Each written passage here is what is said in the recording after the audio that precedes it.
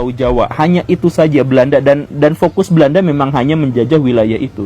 Tetapi ketika Belanda melihat negara-negara lain di Eropa itu berusaha untuk menguasai wilayah sebanyak-banyaknya di Asia, maka si Belanda berusaha untuk menjelaskan bahwa garis inilah yang tidak boleh dilangkahi oleh bangsa-bangsa Eropa, sehingga dia menjalankan sebuah proyek yang namanya Pax Nederlandica, bahwa wilayah-wilayah yang berhubungan dengan Maluku, kemudian Sumatera bagian selatan dan Jawa itu tidak boleh diganggu-gugat sama bangsa Eropa yang lain. Sehingga misalkan jalur yang menghubungkan Maluku dengan Jawa itu kan berarti harus Sulawesi dan Kalimantan. Maka Sulawesi dan Kalimantan itu harus dikuasai oleh Belanda. Begitu. Kemudian Sumatera itu harus dikuasai sepenuhnya oleh Belanda dan sebagainya. Tapi kalau kondisinya seperti itu kan berarti orang-orang Belanda itu harus ribut dan membangun kesepakatan dengan Inggris. Karena Inggris menguasai misalkan sebagian Sumatera, kemudian menguasai Malaka, menguasai juga sebagian wilayah di Asia Tenggara daratan dan sebagainya. Maka bikinlah perjanjian antara Belanda dengan Inggris. Perjanjiannya cuma dua mereka aja, kita tidak dilibatkan. Dan inilah awal mula sejarah kenapa Malaysia terpisah dengan Indonesia.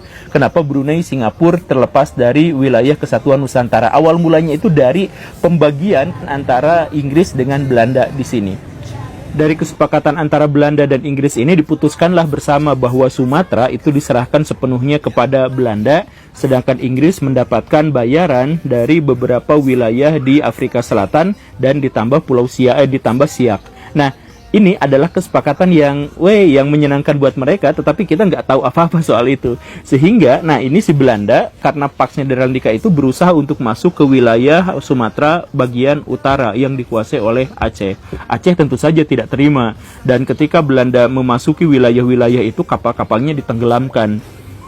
Tahun 1873 Belanda memutuskan untuk memobilisasi pasukan dalam jumlah yang sangat besar, ribuan, untuk menaklukkan Aceh. Tetapi pada waktu itu serangannya benar-benar bisa digagalkan oleh tentara-tentara Aceh. Aceh berhasil menang secara gilang gemilang, bahkan Kapten Belanda pada waktu itu tertangkap dan mati.